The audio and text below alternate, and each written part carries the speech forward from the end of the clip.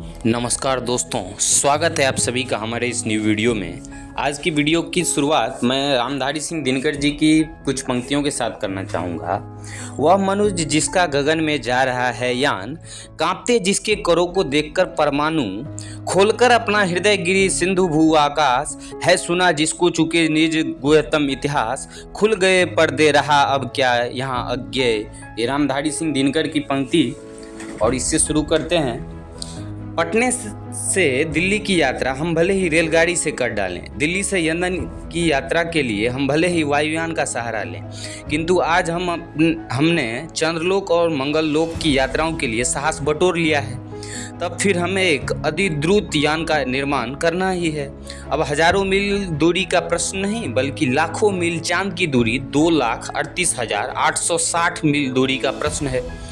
बादलों के पार कौन सी चंदन चांदनी का देश है, दूर दूर से मुस्कुराहट बिखेरते तारों की दुनिया कैसी है। अब तक सिंदूरता और कल्पना की रंगीनी बिखेरने वाली तथा सपनों की जाल बुनने वाली चांद का रूप हला संसार कैसा है। ज्योतिष की पुस्तकों में वर्णित मंगल, बुध आदि ग्रहों का साम्राज्य कैसा है। यह सब जानने के लिए मानव का जिज्ञासु मन मचल उठा है। परीक्षणों की पगडंडियों से गुजरकर आज मानव चांद पर छलांग मारकर पहुंच चुका है।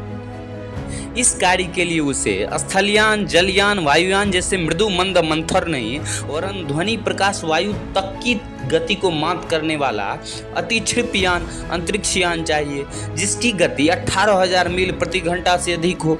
अंतरिक्ष यान के निर्माण में रूस और अमेरिका में होड़ लगी हुई है। सबसे पहले रूस ने 4 अक्टूबर सन 1957 को स्पुतनिक छोड़ा, फिर 4 नवंबर 1957 को उसने अपने यान में लाइका नाम की प्रशिक्षिता कुतिया भेजी। 28 नवंबर सन 1959 को अमेरिका ने अपने अंतरिक्ष यान में 2 बंदर भेजे। विज्ञान का सबसे बड़ा आश्चर्य रूसी रॉकेट ल्यूनिक 1 2 जनवरी सन 1959 को छोड़ा गया। यह चंद्रमा के निकट से गुजरता हुआ एकदम आगे बढ़ गया और सूर्य के पकड़ में आकर उसकी परिक्रमा करने वाला बन गया। इसके पूर्व कोई भी अंतरिक्ष यान पृथ्वी की गुरुत्वाकर्षण शक्ति से मुक्त होकर बाहर नहीं जा सका था। फिर रूस ने ल्यूनिक 3 छोड़ा। 12 अप्रैल सन 1961 को रूस ने वोस्तोक 1 छोड़ा, जिसमें विश्व के सर्वप्रथम अंतरिक्ष यात्री मेजर यूरी एलेक्जीविच गागरिन बैठे थे। जब गागरिन अंतरिक्ष यात्रा करके लौटे थे, तब रूस ने उनका कितना भव्य स्वागत हुआ था, इसे हम जानते हैं। रूस ने 18 नवंबर सन 1965 को वोस्तोक 2 छोड़ा। इसमें कर्नल लियोनोव तथा कर्नल वेल्यायेव सवार थे। दोनों ने अंतरिक्ष यान द्वारा पृथ्वी की एक परिक्रमा समाप्त कर डाली। इसके पश्चात दूसरी परिक्रमा में कर्नल लियोनोव अंतरिक्ष यान से बाहर निकलने और उन्होंने अंतरिक्ष में चहलकदमी शुरू की। धीरे धीरे वे अंतरिक्ष में कूद पड़े।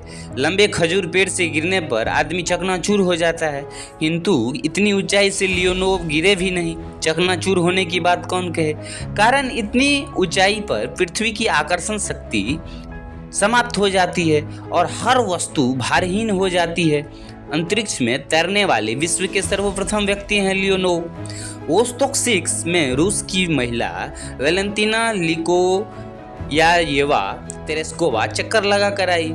इस क्षेत्र में कभी रूस कभी अमेरिका मैदान मारते आगे बढ़ते रहे।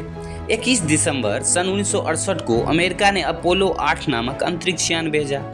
इसने 10 बार पृथ्वी की परिक्रमा की और निर्धारित समय पर 27 दिसंबर सन 1968 को पृथ्वी पर लौटाया। इस अंतरिक्ष यान ने 5 लाख मील की यात्रा की। सबसे अधिक गति 24,200 मील प्रति घंटा थी। इस खतरनाक यात्रा में फ्रैंक बोरमैन, जेम्स लोवेल तथा विलियम एंडर्स के अदम्य साहस की जितनी भी प्रशंसा की जाए थोड़ी है। अपोलो 9 में जेम्स डेविड, जेम्स स्कॉट तथा रसेल स्केल ने यात्रा की। मई सन 1969 में चंद्रमा पर उतरने के शानदार नाटक का पूर्वाभिनय अंतरिक्ष यान अपोलो 10 छोड़कर किया गया। इसके 3 यात्री थॉमस स्टफोर्ड, जॉन यंग तथा यूजीन कर्नान अंतरिक्ष यान को चंद्र कक्ष में ले गए। एक अंतरिक्ष यात्री मूलयान को कक्ष में घुमाता रहा तथा अन्य 2 यात्री चंद्रयान में बैठकर उसे चंद्रमा से केवल 9 मील की दूरी पर ले गए। इन यात्रियों ने अपोलो 11 के यात्रियों के उतरने के संभावित स्थानों का निकट से अध्ययन किया। चंद्रयान को मूलयान से जोड़कर ये तीनों यात्री सकुशल पृथ्वी पर लौट आए। 16 जुलाई सन 1969 को संध्या 7:02 पर अपोलो 11 नामक अंतरिक्ष यान ने अमेरिका के केप कैंडी से प्रस्थान किया। इस पर 3 यात्री सवार थे, नील आर्मस्ट्रॉन्ग, एडविन ई एल्ड्रिन और माइकल कॉलिंस। भारतीय समय के अनुसार 1:47 पर किसी अन्य ग्रह पर मानव ने प्रथम बार पदार्पण किया। असीम अंतरिक्ष को भेदते हुए पृथ्वी से 4 लाख किलोमीटर की दूरी तय करने में मनुष्य को 102 घंटे 45 मिनट और 42 सेकंड लगे। 21 जुलाई को 8:27 प्रातःकाल नील आर्मस्ट्रॉन्ग ने अपने विजय चरण चंद्रतल पर रखे। यह मानव इतिहास की सबसे बड़ी घटना थी।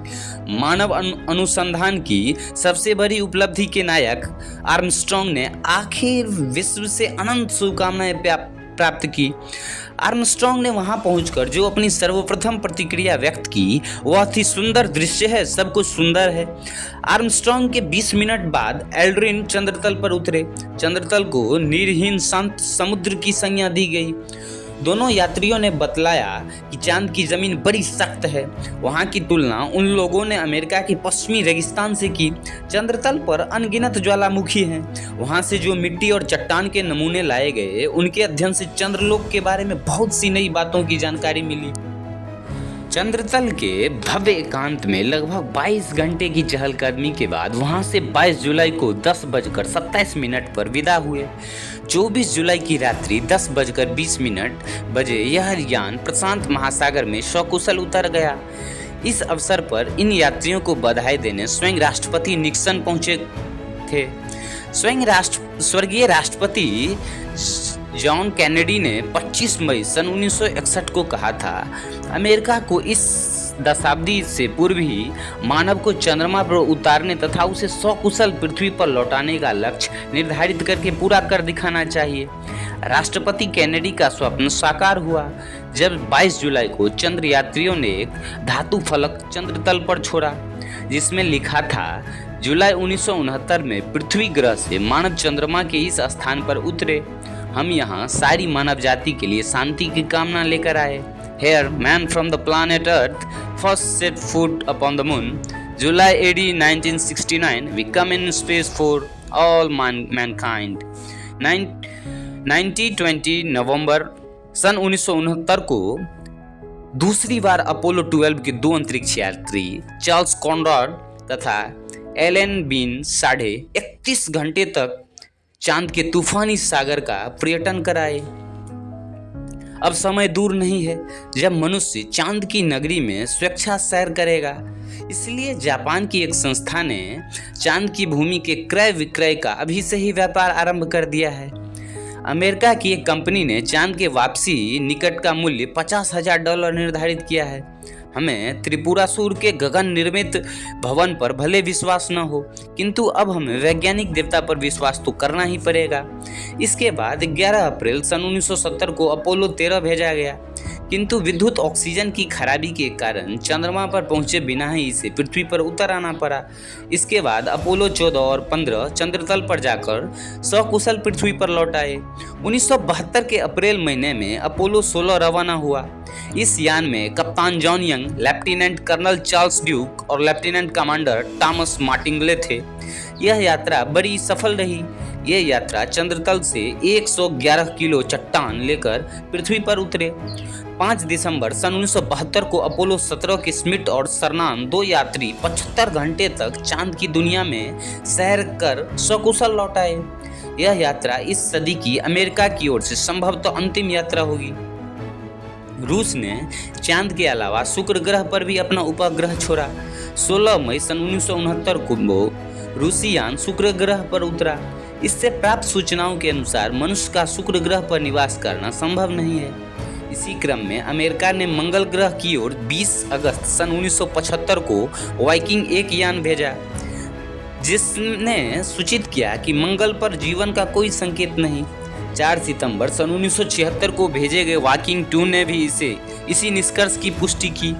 अब हमें अन्य की समस्या से विचलित होकर परिवार नियोजन नहीं करना पड़ेगा। अब हम अंतरिक्ष शटल में ठाठ से बैठकर अंतरिक्ष स्टेशनों पर चाय काफ़ी पीते हुए चंद्रलोक पहुंचने की आशा सजो रहे हैं। वहाँ 25-30 किलोमीटर रफ्तार से चलने वाली कारों में बैठकर विहार करेंगे। द्वेष, दंड, कलह, कोलाहल की अवनी को तजकर हम नयनाभिराम नक्षत्र लोक के निवासी बनेंगे। तो दोस्तों, ये था हमारा आज का वीडियो, ये ऑडियो बुक, ये सीरीज। यदि आप लोगों को अच्छा लग रहा हो, यदि आज की कहानी आप लोगों को अच्छा लगा हो अंतरिक्ष यान के ऊपर, स्पेस क्राफ्ट के ऊपर, तो प्लीज़ वीडियो को अधिक से अधिक लाइक, शेयर, सब्सक्राइब और कमेंट करें, ताकि आगे भी इस तरह के कंटेंट आते रहें। तो आज के लिए फ़िलहाल इतना ही, मिलेंगे फिर कल किसी न्यू वीडियो के साथ। तब तक के लिए थैंक्स फॉर वॉचिंग।